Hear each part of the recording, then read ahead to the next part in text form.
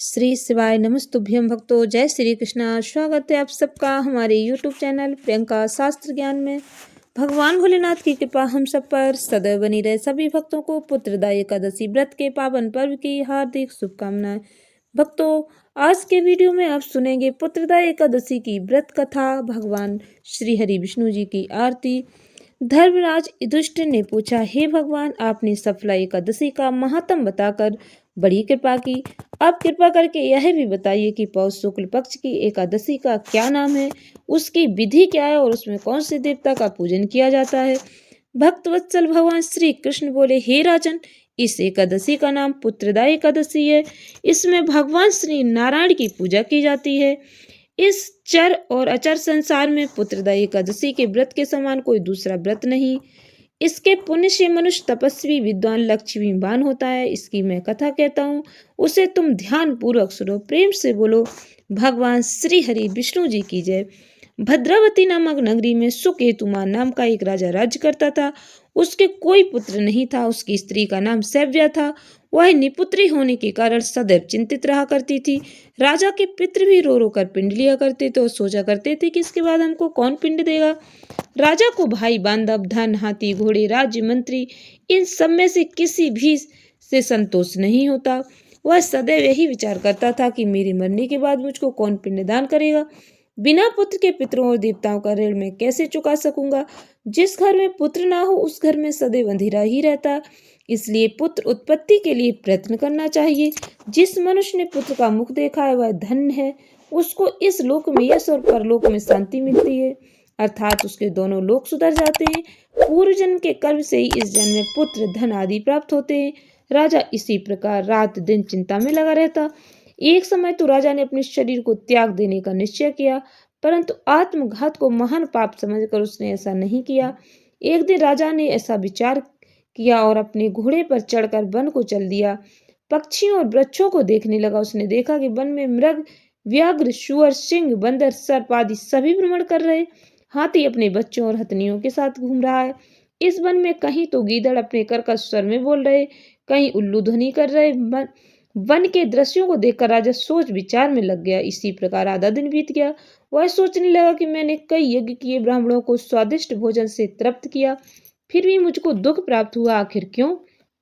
राजा प्यास के मारे अत्यंत दुखी हो गया और पानी की तलाश में इधर उधर फिरने लगा। थोड़ी दूरी पर राजा ने एक सरोवर देखा। उस सरोवर में कमल खिले थे। सारस, हंस, मगरमच्छ विहार कर रहे थे। उस सरोवर के चारों तरफ मुनियों के आश्रम बने हुए थे। उसी समय राजा के दाहिने अंग फड़कने लगे। राजा शुभ सगुन समझकर घोड़े से उतरकर मुनियों को दंडवत प्रणाम करके बैठ गया। राजा को देखकर मुनियों ने कहा, हे राजन, हम तुमसे अत्यंत प्रसन्न हैं। तुम्हारी क्या इच्छा है सो कहो। राजा ने पूछा, महाराज, आप कौन हैं और किस लिए यहाँ आए, कृपा करके बताइए। मुनि कहने लगे, हे राजन, आज संतान देने वाली पुत्रदायी एकादशी है। हम लोग विश्व देव हैं और इस सरोवर में स्नान करने के लिए आए हैं। यह सुनकर राजा कहने लगा कि महाराज, मेरे भी कोई संतान नहीं है। यदि आप मुझ पर प्रसन्न हैं तो एक पुत्र का वरदान दीजिए। मुनि बोले, हे राजन, आज पुत्रदायी एकादशी है। आप अवश्य इसका व्रत करें। भगवान की कृपा से अवश्य ही आपके घर में पुत्र होगा। मुनि के वचनों को सुनकर राजा ने उसी दिन एकादशी का व्रत किया और द्वादशी को उसका पारण किया। इसके बाद मुनियों को प्रणाम करके महल में वापस आ गया। कुछ समय बीतने के बाद रानी ने गर्भ धारण किया और 9 महीने के पश्चात उनके एक पुत्र हुआ। वह राजकुमार अत्यंत शूरवीर, यशस्वी और प्रजापालक हुआ। श्री कृष्ण बोले, हे राजन, पुत्र की प्राप्ति के लिए पुत्रदायी एकादशी का व्रत करना चाहिए। जो मनुष्य इस महात्म को पढ़ता है या सुनता है उसे अंत में स्वर्ग की प्राप्ति होती है। भक्तों, इस ज्ञान वर्धक कथा को अधिक से अधिक लोगों को शेयर करके भगवान जी का आशीर्वाद अवश्य प्राप्त करें। प्रेम से बोले, विष्णु भगवान की जय। ओम जय जगदीश हरे, स्वामी जय जगदीश हरे। भक्ति जनों के संकट, दासी जनों के संकट क्षण में दूर करे। ओम जय जगदीश हरे। जो ध्यावे फल पावे, दुख बिन से मन का। स्वामी दुख बिन से मन का, सुख संपत्ति घर आवे। कष्ट मिटे तन का। ओम जय जगदीश हरे। माते पिता तुम मेरे, शरण गहूँ किसकी, स्वामी शरण पढ़ूं किसकी। तुम बिन और न दूजा, प्रभु बिन और न दूजा, आस करूं जिसकी। ओम जय जगदीश हरे। तुम पूर्ण परमात्मा, तुम अंतर्यामी, स्वामी तुम अंतर्यामी। पारो ब्रह्म परमेश्वर, तुम सबके स्वामी। ओम जय जगदीश हरे। तुम करुणा के सागर, तुम पालन करता, स्वामी तुम पालन करता।